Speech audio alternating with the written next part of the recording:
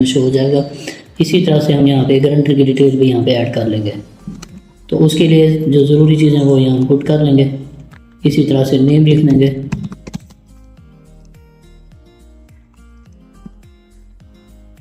उनका ईमेल लिख लेंगे और फ़ोन नंबर यहाँ पे।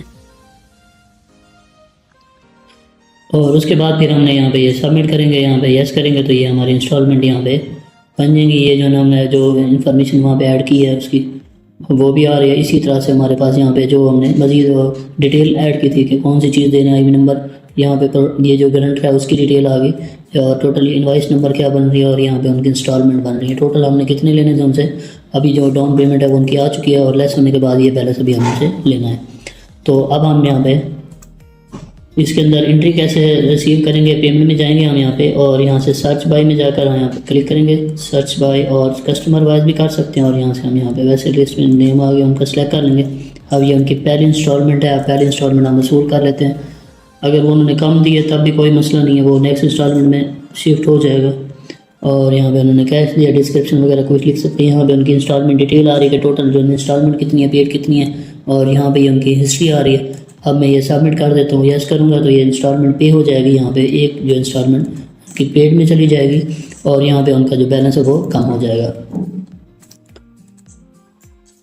हम मज़ीद जो है ना इसकी इंस्टॉलमेंट अपकमिंग इंस्टॉलमेंट की डिटेल्स देख सकते हैं कि आने वाली कौन सी इंस्टॉलमेंट्स हैं। दिसंबर के अंदर ये वाली इंस्टॉलमेंट आनी है। इसके अलावा अगर हम फर्दर नेक्स्ट मंथ की देखना चाहें कि नेक्स्ट मंथ हमें कौन सी इंस्टॉलमेंट मिलनी है, अब मैं यहाँ पे सिलेक्ट कर लेता हूँ तो ये उनकी डिटेल यहाँ पे हमें मिल गई कि ये जो है ना उनकी अभी आनी है और ये पेड हो चुकी हैं। इसी तरह से इससे अगले मंथ की भी हम देखना चाहें वो भी हमारे पास यहाँ पे इंस्टॉलमेंट उनकी शो हो रही हैं।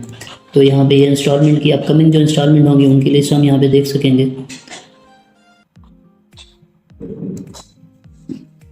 और जो इंस्टॉलमेंट हम रिसीव कर चुके हैं उनकी डिटेल यहाँ पे आ रही है कि कौन कौन सी इंस्टॉलमेंट किस बंदे से हम ले चुके हैं उनकी डिटेल आ रही है। दोबारा से प्रिंट लेना चाहें तो प्रिंट भी ले सकते हैं यहाँ से हम। तो ये तरीका था, इस ई वैलेट सिस्टम के अंदर हमने इंस्टॉलमेंट बनाई और उसके बाद हमने देखा कि इंस्टॉलमेंट कैसे उसको रिसीव कर रहे हैं हम यहाँ पे।